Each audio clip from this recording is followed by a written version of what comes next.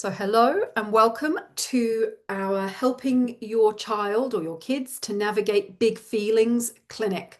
I have just been asking people in the chat box, for those who've joined live, to give me some words that describe their week, their parenting week. So, if you are listening into the replay, have a think. What's a word or an emoji that you might use that describes your week? We've had things like tricky, stressful, confused, frustrating, inconsistent, repetitive.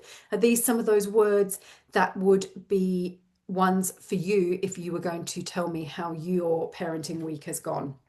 Anyway, let's crack on. We are here to learn a bit more about helping our kids navigate big emotions. People are here to understand their children better, which I think is an amazing place, an amazing point to be coming from. So I think what's really important for us to remember is that all behavior is communication. So whether it's laughter and having fun, whether it's meltdowns and tantrums, it's telling us something. And what I always say is it's the tip of the iceberg. This is where we need curiosity to work out what is actually going on under the surface, because it's never about, I don't know, it's never about the fight with the sibling that they've just had. It's always about something else. And so it's how we can take that this behavior, this emotion that's being presented in front of us is giving us some sort of information, and what information we then need to take from it. I did ask the question to those of you who are live, what did you want to take from this? And someone's just put, how to keep myself calm to model better to my children. So I'm really glad you brought that up, because actually that is something that I am going to be covering a bit later on.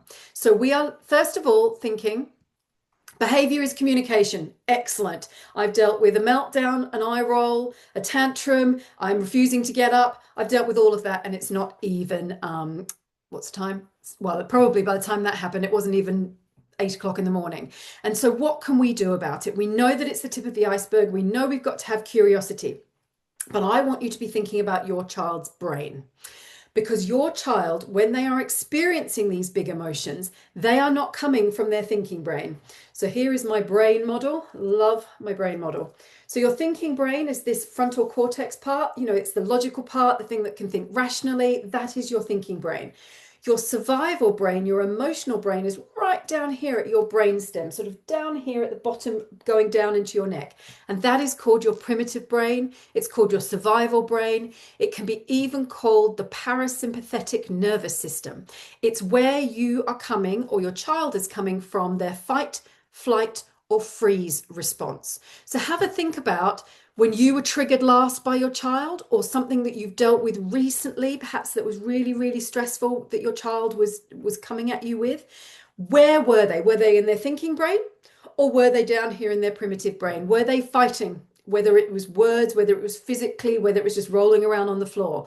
Were they in freeze mode, where they were just sobbing and overwhelmed, or perhaps even talking back to you? That could be a freeze response. They're just not moving, they're stuck.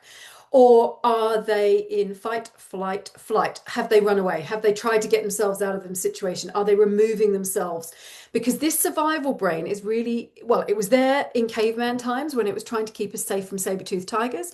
We don't have saber-toothed tigers anymore, but your children and yourselves are interpreting threats in society or within the home, correctly or incorrectly, that is slipping them back into this primitive brain. When your child is in their primitive brain, I call it sort of like red mist moments. There is no negotiating or talking with a child in a red mist moment. You have got to let everything calm down before you can go back and say to them, what was all that about? Can we do that a bit differently next time? Can I give you a hug? You know, what do you need from me right now?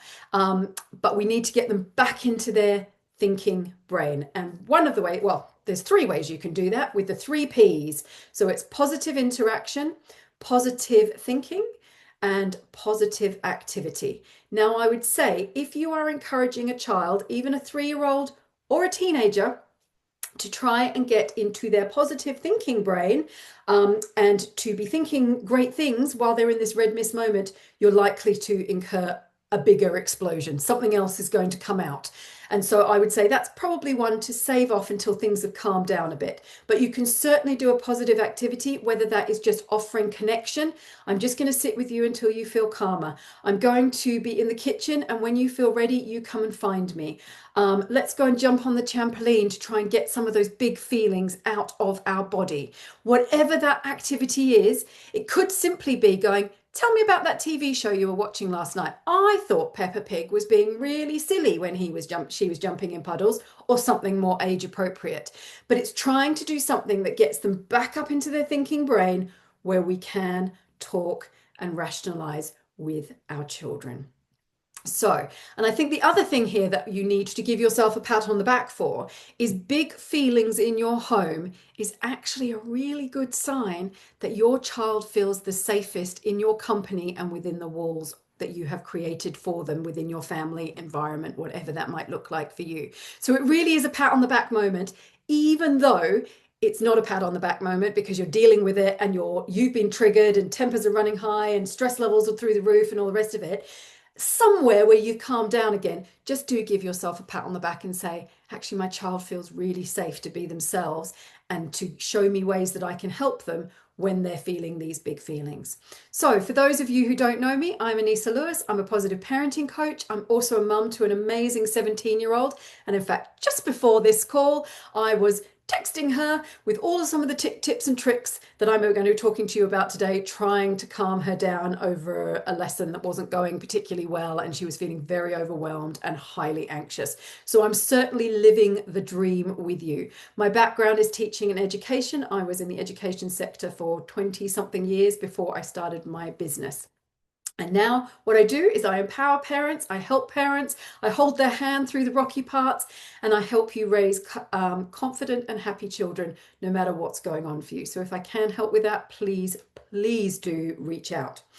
Okay, I think it's important for us to learn or to know that emotional regulation isn't intrinsic. Because your kids are in that primitive brain, they need to learn how to regulate their emotions. And that's where we step in as parents. We can't expect our kids to calm down if we are then shouting at them and raising them up, and raising the mood and the emotions. So be aware of what your default is as a parent. Are you a shouter? Are you a lecturer? Are you in freeze mode and you run away? Are you someone who has to try and fix the problem for your child? You know, what is your default when you feel triggered? Is there a warning system within your body? You know you're going to say something you regret. And I'm not a shouter, I'm a lecturer. I like to give people, my poor child, all of my wisdom, because I've lived a life and I've helped children and this is what I do for a living and I like to lecture. But every now and then I do something and I sort of think, oh, well, this isn't what I would be recommending to my clients who are working with me. This is not a good idea. But the thing is, we're human, and that's okay. As long as we're reflecting on it and we're trying to do something different next time, that's okay as well. So just have a think about what your default is. What I will say on the shouting front is, if your default is shouting, all that's happening is your child's emotions are coming here. You're then going in atop, then emotions are rising, and all we're doing is rising towards the ceiling before we all have a bit of a meltdown, and nothing is working. And so if you can, and I know it's really hard when we are feeling the emotion as well when we're dealing with our children, is if you can take a really deep breath before you respond and just pause and think, listen to a really good talk by Anissa and she's told me to breathe before I respond to my child, then that's a win. Because actually, if you breathe, you are not allowing your emotions and your thinking brain to collide and you go back to your default. If you breathe, you're making a conscious choice about how you are going to deal with whatever is unfolding in front of you. As I said, whether it is the toddler tantrum or the teenage eye roll or whatever it is, you're making a conscious choice that you are going to respond differently or in a certain way, or you're going to meet your child with connection and warmth because that's what they need, even though that feels really wrong to do it. And then when everybody's calm, you can swing back and you can say, what you did right now, or just in that moment to your sister or to your brother, that was not okay. What are we going to do next time to do it differently? What do you need from me to support you? And again, whether we've got a teenager or whether we've got a toddler or whether we've got a tween or a child in between, we can have these conversations with them because your child will be telling you how they need to be parented by you. They will be giving you lots and lots of hints. Are you curious enough to notice them? Or because you've got your own stuff going on, perhaps things are slipping up, and that's okay. I always remember a moment with my own daughter where I think she gets everything she knows about parenting through TikTok. She'd obviously watched something or read something, and she came to me and she said, "You know what, Mum? Sometimes I don't need you to fix me. I just need you to listen. Sometimes I need you to give me a hug. Sometimes I need you to give me some advice. But I don't need you always to fix me. I don't need you always problem solve." And I was like, "Oh, great. Thank you. Thank you. I take on the feedback. I really want to be the best parent I can be." And then I was like, "Well, how do I know which one to do in which situations?" She says, "Oh, you won't know." I was like, "Great. That's really helpful. Thank you very much." But it's a question you can ask your children. Do you need a hug right now? Or do you need us to sit down and work our way through this together? Do you need us to go and move our bodies to shift our energy? Or do we just need to sit down and be calm until we can get through this and we can move on? Your children will be giving you answers. Listen, but listen to understand, not just to respond. So let's think about how we can help our children to regulate. And I'm going to give you some tips and tricks because I love to fill up your parenting toolkit or your carers toolkit or your teacher's toolkit, or even if you're a line manager, that you can use some of this stuff on the people that you line manage. It's multifaceted. You may have to tweak it slightly. I caught something on, I don't know, one of the social media channels the other day, which stopped me in my scrolling tracks. And I was like, wow, I've got to pass this on today. And it was like, in this spirit of helping our children with their emotions, the response you give to your children or to your partner or to whomever when we're in that highly emotive, dealing with big feelings moment in our lives, would you give the same reaction to a guest or a colleague who had come into your house or you were in a meeting with? And I thought, oh, that's really interesting. Because if a child was visiting your home and spilt something, you wouldn't go in and have a rant and tell them all the things they'd done wrong and try and problem solve. You would probably simply say, "It's really not a problem. It's an accident. Accidents happen. Come and help me clean it up." With our own children, would you have had that same response? And I sort of think, oh, I may not have had that same response with my own child. So just put that in to the toolkit. And maybe it's just a question you ask yourself. Would I respond like this if there was a guest in my house or a visiting child? Or would I respond differently? And if you would respond differently, then could we give your children the same courtesy that you give the other children? And I think it all comes from a really good place, because ultimately we all want our teenagers to go out in the world being well-rounded human beings who can function, who can navigate their emotions, who can help other people, who are empathetic. So it all comes from a really good place. But maybe it is just that question: would I respond to a guest or a visitor in my home in the same way that I'm responding to my child now? I don't know. Does that sit well? Maybe give me some emojis if that sat for you. Okay, I like to look at how can we connect with our children before we have to correct them. So quite often emotions will come out because our children are frustrated. Perhaps they want our attention and they haven't got it in the way that is going to fill them up. Perhaps it's a power struggle, it's a control. And quite often, if not in all cases, it comes down to the little version of them in their belly, which I say is quite often linked to self-esteem and self-confidence. Is it made of jelly, or is it made of like superhero stuff? And if it is made of jelly, the chances are your child is going, am I good enough? Am I okay? Is this okay? All right. Are they proud of me? How do I fit in? And that's the part that is reacting to you with these big emotions. As I said, the tip of the iceberg is they've had an emotional outburst over something, they've shown you big feelings, they've rolled their eyes, they've done whatever, but actually right down in their core, it's because the little version of them in their belly is like jelly. And I do like rhyming words, so sorry about that. I'm an early years teacher by trade, and rhyming words get me excited. Sorry, there you go, a bit of the side part of my personality. Okay, so connection before correction. How can we show empathy to our children when we are being triggered rather than sympathy? And the difference between empathy and sympathy is very simple. Sympathy is you are taking on the emotion of your child, whereas empathy is, I get this is really tough for you. I can see you're struggling. How can we get through this together? But you are not owning it and you're not fighting the cause for your children. You are simply saying, I can see the path you're on and I'm willing to walk it with you. So is empathy or sympathy winning in your interactions with your children? I hear so often in supermarkets, in car parks, as I walk the dog around my local town, us trying to close down emotions that people are feeling. And I want to encourage you, part of this emotional regulation journey is understanding what our emotions are. And to understand them, we have to name them. So if you're saying to your children, you know what, stop getting upset. Oh, it isn't that bad. It's going to be okay. Don't cry. What, again, message are we sending them? We're sending them the message that emotions, we don't want to feel emotions. Emotions are tricky. Emotions are a bit difficult. Emotions, we just need to move on from them. Whereas actually, if we say to our children, I can see, I can hear, and I can understand. They are your opening statements. I can see this is really tough. I understand that being whacked by your sibling was not what you wanted to do today, or not getting the mark you wanted in a test, or falling over in the playground was really embarrassing. Whatever it is, you state a fact and you just leave it there. Because sometimes our children need to be understood.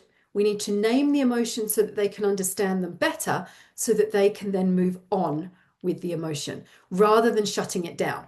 Now, there is a caveat to this, because we do have children who are very emotional and tears, tantrums are their default behavior. And what I would say this is, what you give your attention to will grow. So your children want your attention regardless of what's going on for them. And so if you're busy, if you're juggling 17,000 balls, which you probably are if you're a parent, the chances are your children may not be getting the attention they need in the right way. And so they're going to act up, because they know if they have a meltdown, if they talk back to you, if they throw something, whatever it is that your children are expressing their emotions with, that's the hook, that's the trigger that gets you paying them attention. So again, I'm not disclosing and saying that you need to ignore it, but sometimes it's letting it pass and swinging back and saying, that's not okay. But it all could also be, you know, obviously if the safety and security of your children are in question, then that has to be acted on immediately, and that is okay to give your attention to. But have a think, is it to do with attention, and can we connect with them in another way that feeds their need for attention, so that they're not constantly knocking at the same door trying to get it from you? Or is it about control? You know, do we need to give them a bit more independence? Does it really matter the outfit that they choose to wear to nursery or to school? Obviously, it does matter if they've got a school uniform, but actually what I would say is, in those situations, especially around uniform issues, which I know can be a big struggle for tweens and teens once they get into high school, is school has a system in place of consequences. You can say to your child, does that meet, for example, the uniform policy? And they go, yeah, yeah, yeah, yeah, yeah, yeah, yeah. And you go, okay. And you send them into school and let school deal with it. You don't have to take on every battle. Obviously, if your child is neurodiverse and is going to struggle or is highly anxious, you might need to. And this is where we have to adapt our parenting, even to different children within our families. But ultimately, can a natural consequence play out without you having to get involved? I'm not going down the consequence route. That's a whole other talk. But I think it's an interesting one, because we do swoop in quite early trying to fix emotions and fix behaviors and fix things. And actually, sometimes if we just took that pause and connected with them, we may not actually even get to the point of needing to fix it. And I quite often say to parents, you know, how can we step in 3 steps before? Because we will see that the emotion is about to hit. We will see our child's being triggered. There will be something that's a warning sign. How can we swoop in 3 steps earlier, so we're not dealing with the volcano eruption? We're just dealing with a little bit of a bubble from the lava in the volcano. So what I would be remiss if I didn't mention here is, where also is your child in their developmental stages? Toddlers fighting for independence. Toddlers, me do it, I want to do it. And actually, they're not necessarily capable of doing it, but how within our family environment can we empower them to be capable? Tweens, it's more about, here is the emotions. How can I help you? I can see that your hormones are starting to kick in. I can see that friends are starting to be more important and all that kind of stuff. I get it. And then obviously we've got the teenagers who their friends are their number one support network. You know, you will find that your teenagers want to spend a lot of times in their room by themselves. Family is not as important to them. I will promise you they will swing back round to you. But where is your child in their development? Because actually, those teenage years um, are quite interesting, as are tween years. You know, they start earlier and earlier, in my opinion. And then obviously, if you're navigating through toddlers and early years, I promise there are windows of loveliness in between all of that. But where is your child in their development? Because that will also feed their emotions. Okay, so something you can do that's very practical is an emotions tracker. And I know we are a society who loves to collect data on our children, but I think when we come to deal with emotions, we can sort of tarnish everything with the same brush. But actually, if we track the emotions and write ourselves a little diary, which is for our eyes only, you are not sharing this, this is not for your child to see, but a very simple system, you know, 10:03, meltdown over whatever, 3:52, came in from school, completely overwhelmed, hungry, tired, da, da, da, da, da, da. And it just helps you to see if there are any, I was going to say ways to track it, but if there are ways or frequencies that you can say, oh, okay, they're always emotional on a Thursday.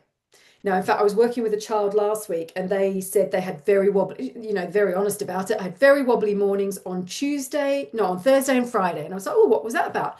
Well, I have RE on a Thursday and I really don't like RE. And then on the Friday, it was a PE lesson. They hadn't really understood what had been done in the PE lesson before. So they were already anxious about what was going to happen in the PE lesson on that Friday. And so the emotions started to come out. So with your tracker, you can start putting together the pieces of information and then working out what your child needs, whether that is a contact with the school, whether that is a calm down activity before school to get them in the right frame of mind, whether that is getting them in from school and feeding them and giving them half an hour to themselves to just decompress before you then go in.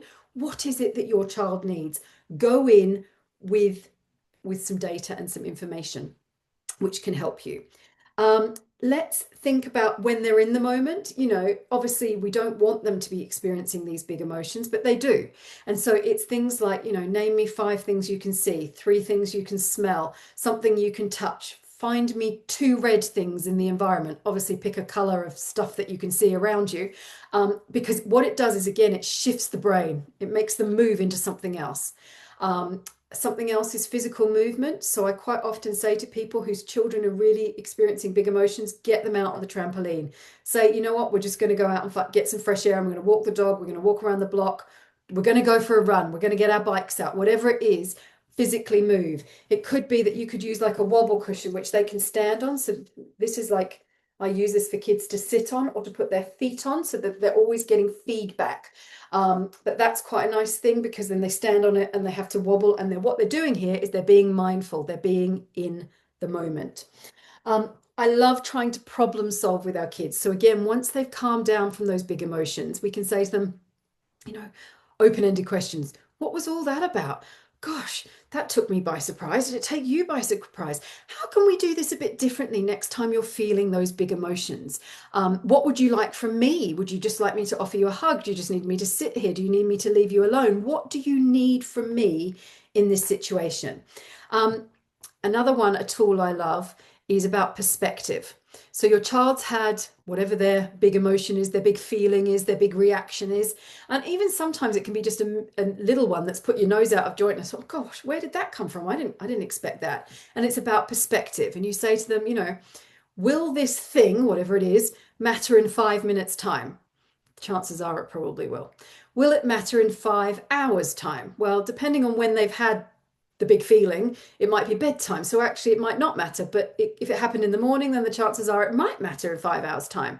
5 days, 5 weeks, 5 months, 5 years. I have to say, by the time I get to about 5 weeks, 5 months, my child is rolling her eyes at me and going, oh, just stop talking. But it's an interesting one to think about. Again, it's about perspective, because although it's really important now, is this really going to be important in 5 years' time? I can't answer that. I don't know. I don't know for your child or the situation that you're dealing with. The other thing I like to have, and I've got sort of little examples here that I've pulled together, is calm down kits. So actually, so this is one that is in an old tin and it's just full of little fidgets. So when my child was younger, I used to carry it around in my handbag. So again, I could just divert attention. It wasn't screen based. It was just these, that's just like a little rubber that they pull apart and put together. Anyway, whatever it is, this was my sort of take everywhere kit. Or you have a calm down kit that's a bit bigger. Now, this is the one that I use with the kids that I work with here. And so mine's just full of fidget toys and things like that. But you could put coloring in, you could put Lego in, you could put anything. In fact, on the shelf behind here, I don't know if you can, no, you probably can't see them. I've got sort of like blob timers that you turn over and they just watch the blobs go down the timer. They love them. But it's something again to get them from that primitive brain back up into their thinking brain. And what's even better is if you do this with your child. So actually, it becomes a time in rather than a time out, and sending them to their bedroom where the message that they're getting when you send them away is that you're not good enough. We can't cope with you right now. We know that we're doing it to calm everybody down so that we can regroup and come back to things, but that's perhaps not how they are perceiving the situation. Now I'm rushing towards the finish line, and I know that people are coming to me in their lunch break and squeezing things in, so I will start to draw things to a close. But I would love to know, while I just wrap things up, in the chat box. And if you're listening to the replay after, please send me an email at hello@anisalewis.com. I would love to know what your takeaway is from today. But what's resonated for you? What have you thought, oh, that's an interesting perspective. I hadn't thought about it like that. Or what's a tool that you're going to put into your toolkit?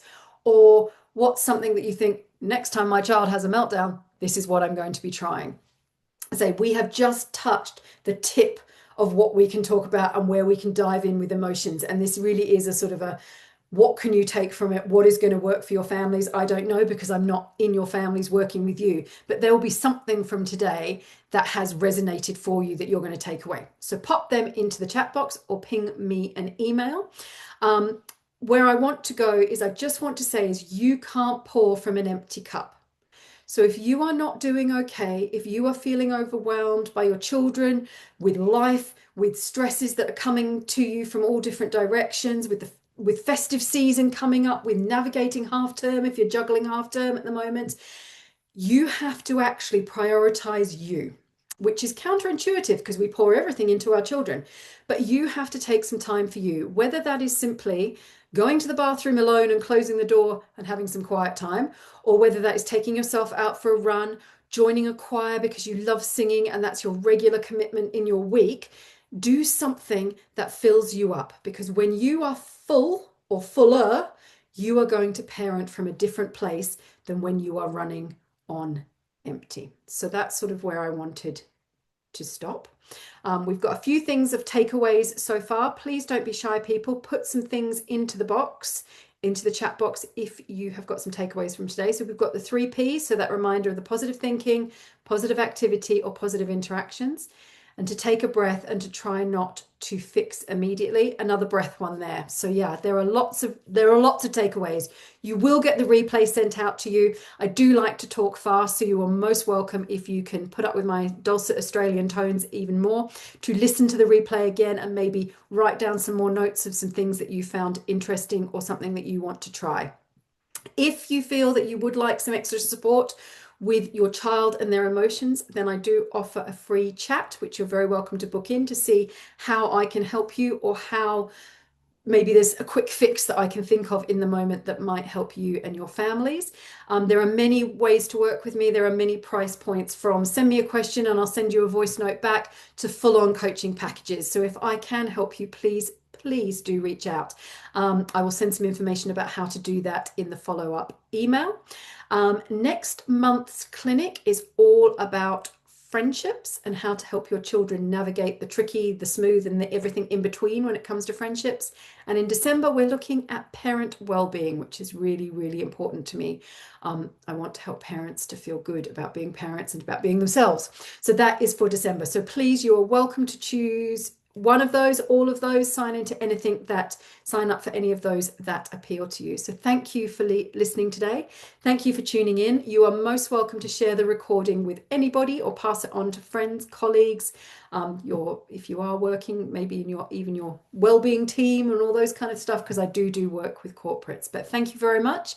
Enjoy the rest of your day. And hopefully our paths will cross in the not too distant future.